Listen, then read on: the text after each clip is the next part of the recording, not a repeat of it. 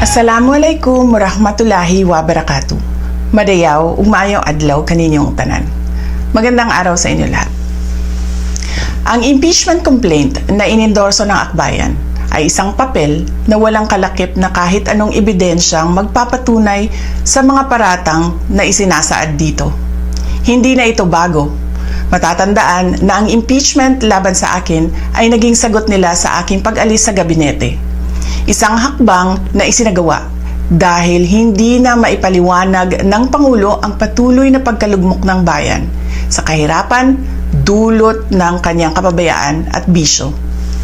Noong 19th Congress, binuksan pa nila ang isang Investigation in Aid of Legislation, hindi upang lumikha ng batas, kundi upang magsagawa ng isang malinaw na fishing expedition para sa planadong impeachment laban sa akin.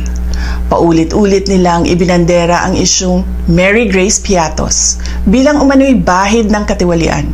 Kahit na sa kabila ng lahat ng investigasyon ay wala silang naipakitang kahit isang direktang paglabag sa paggamit ng confidential funds. Sumunod na dito ang bentahan ng mga pirma para sa impeachment at ang mga tinaguriang for later release projects na ipinangako umano sa ilang miyembro ng Kamara upang itulang ang impeachment laban sa akin. Mga pangyayaring mismong inamin na ng ilang mambabatas sa kanilang mga naging pahayag. Mga kababayan, walang kredibilidad ang akbayan upang mag-endorso o magsumite ng impeachment complaint. Ilang ulit ng hayagang ipinahayag ng kanilang pinuno ang kanyang intensyong tumakbo sa pagkapangulo. Isang malinaw na indikasyon ng pampulitikang motibo sa likod ng kanilang mga hakbang. Huwag nating kalimutan ang makasaysayang talumpati noong Agosto 2024 ni Risa Ontiveros, kung saan malinaw niyang inilahad ang tunay na motibo ng akbayan bilang isang grupo. At habang ang anak niya ay may kapangyarihan pa, hindi magiging madali ang ating laban. While VP Sara is in power, the threat of a full-blown Duterte comeback is still a very real and present danger. For one, they are supported by one major superpower, China. Kaya malinaw na lahat ng ito ay isang uri ng harassment at pang-aabuso sa proseso ng impeachment ng grupong akbayan.